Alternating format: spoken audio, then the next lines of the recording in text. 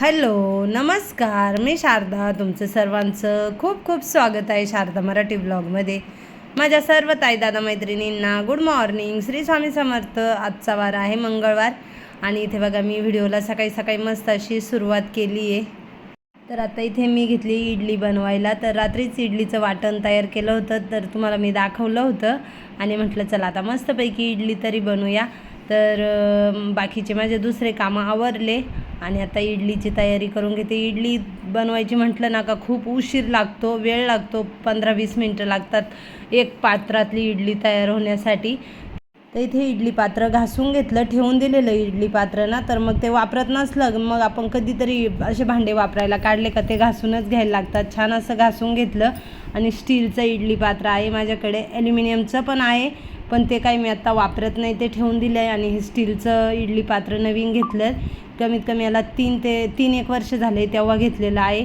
तर बघा छान असं इडली बॅटर फुगलं आहे आणि आत्ता इडली बनवायला सुरुवात करते. ते एका पातेल्यामध्ये ओतून घेते, म्हणजे मला जेवढी इडली बनवायची ना तेवढंच घेते आणि बाकीचं ठेवून देते, लागलं गरज वाटली तर ते सुद्धा घेणार.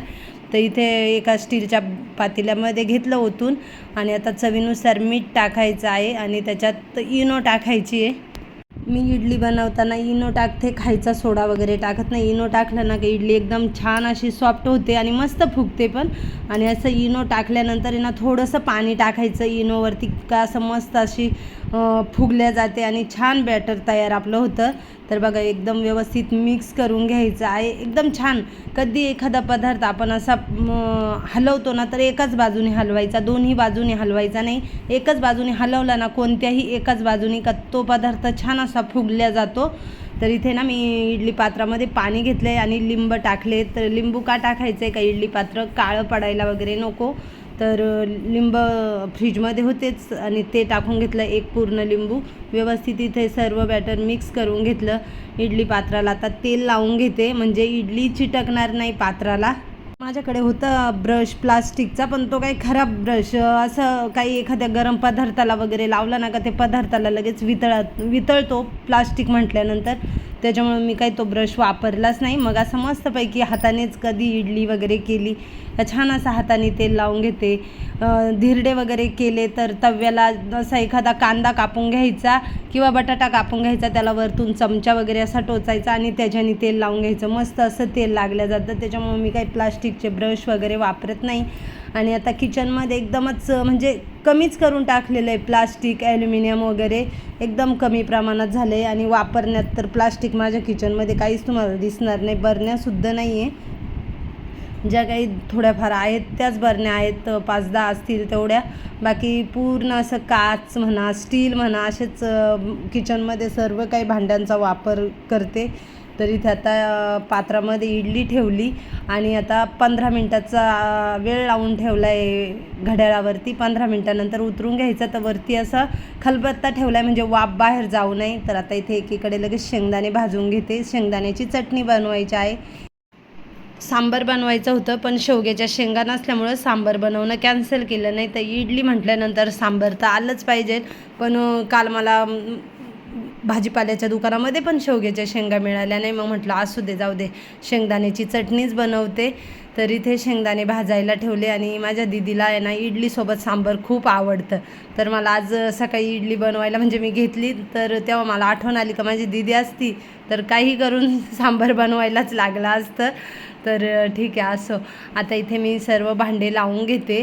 रात्रीचे घासलेले भांडे होते, तर काल सकाळचे भांडे, हे रात्रीचे पण नाही आहे, पण रात्री लवकरच झोपले होते, त्याच्यामुळं मग ते भांडे तसेच राहिले होते. तर आता ते सर्व काही भांडे लावून घेते.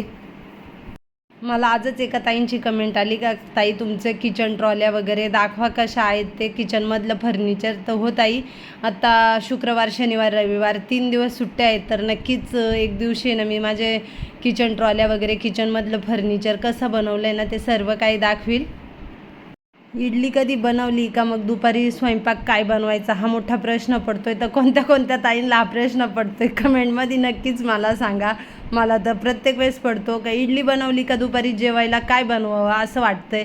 आणि मग असंच काहीतरी इडली बनवली आणि इडली खाल्ली ना का मग खरं सांगायचं तर भूक पण लागत नाही, तरी पण काहीतरी आपल्याला दुपारला जेवायला लागतंच. तर मला आहे ना, मी आता भांडी लावता लावता माझ्या मनात तेच चाललं होतं का आता दुपारसाठी काय बनवावा स्वयंपाक. इथे बघा मस्त अशी इडली तयार झाली, किती पांढरी शुभ्र इडली झाली. 1008 तांदळाची बघा इडली आहे. आणि आता तुम्हाला मी दाखवते किती सॉफ्ट पण इडली झाली आहे. तर इनो टाकल्यानंतर आहे ना इडली सॉफ्ट होते. आणि 1000 तांदूळ वापरलं ना तर एकदमच छान. फक्त जेव्हा कधी इडली बनवतात ना त्यावेळेस इंद्रायणी तांदूळ वापरायचं नाही. इंद्रायणी तांदळाची इडली ना खूप चिकट होते. तर बघा किती मस्त अशी इडली तयार झाली. इथे चटणी बनवण्यासाठी वाटण तयार करून घेतले. शेंगदाणे भाजलेले, हिरवी मिरची टाकली, लसूण टाकला आहे, थोडेसे कढीपत्ता टाकला आहे आणि कोथिंबीर टाकलं. हे सर्व व्यवस्थित मिक्सरला बारीक वाटून घेतलं आणि आता आहे ना चटणी बनवून घेते. तर बघा मी ज्या वेळेस इडली बनवली ना का ह्याच चमच्याचा वापर करते. एकदम पातळ चमचा आहे आणि छान अशी इडली निघून येते. बघा पात्राला थोडीसुद्धा इडली राहिलेली नाही किंवा तुकडा वगैरे पडलेला नाही. एकदम परफेक्ट अशी पूर्ण इडली निघालेली आहे ना. तर त्याच्यामुळे इडली पात्रातून इडली काढण्यासाठी मी ह्याच चमच्याचा वापर करते. तर चला आता एक पात्र तयार झाले, दुसरं पात्र पुन्हा इडलीचं लावते.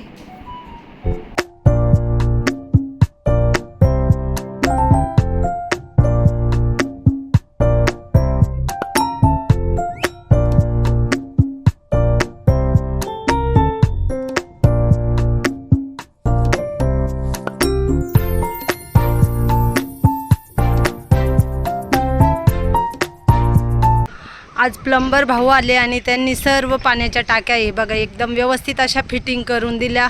बघा किती छान असे स्टँड बनवले आणि अशा ठिकठिकाणी टाक्या ठेवल्यात. म्हणजे स्लॅबवरती एकच ठिकाणी लोड यायला नको, त्याच्यामुळे असे व्यवस्थितपैकी टाक्या ठेवल्यात आणि फ्लॅटनुसार ठेवल्यात. कुठे ठेव म्हणून ठेवलेल्या नाही आहे. इकडच्या बाजूच्या सर्व टाक्या ह्या लाईनीला ठेवल्या, इकडच्या बाजूच्या सर्व टाक्या ह्या लाईनीला ठेवलेल्या आहेत. तर बघा आता ना सर्व टाक्या थोड्या थोड्या पाण्याने भरायच्या, अर्ध्या अर्ध्या वगैरे. आणि पाणी सर्व फ्लॅटचं चेक करायला लागेल. कसं इयर वगैरे पकडतात ना, बंद टाक्या असल्या पाणी आणि एकदमच आपण चालू करायला गेलो ना का इयर पकडतात आणि ते आपल्याकडून ते इयर लवकर निघत नाही. असं बरेच वेळेस हा प्रॉब्लेम आम्हाला झाला आहे.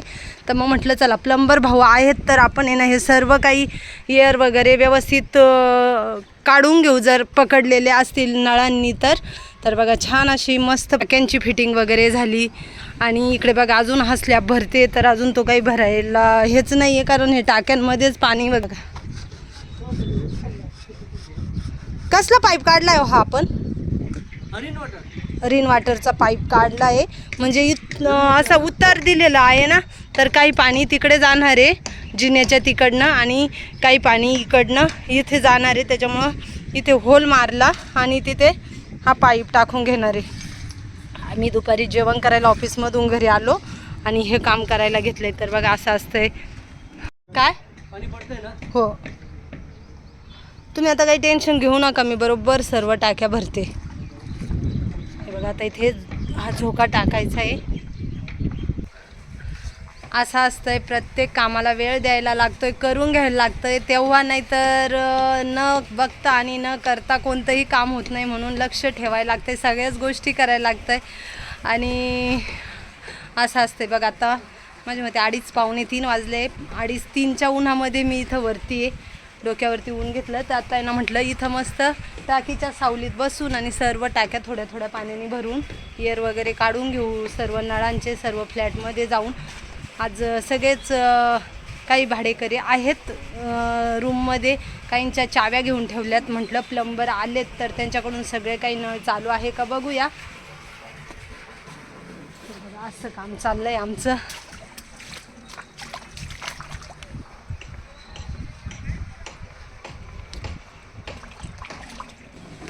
हे बघा मी कशी टाकीच्या सावलीत बसली आहे आणि टाक्या भरायचं काम चालू आहे. कारण खाली जावर आहे तर मग म्हटलं चला इथेच बसून. आणि हे बघा हे बिचारं कसं उन्हामध्ये फिरतंय, काम चालू आहे तर त्यांना पण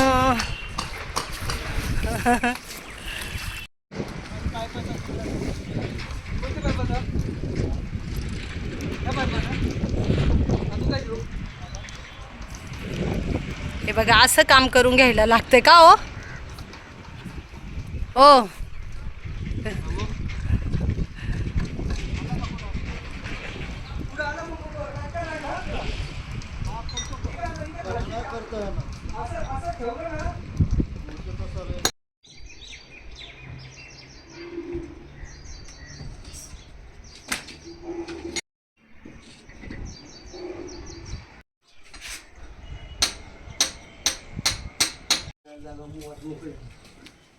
तिथं माल टाकायला लागेल ना. काय अर्थ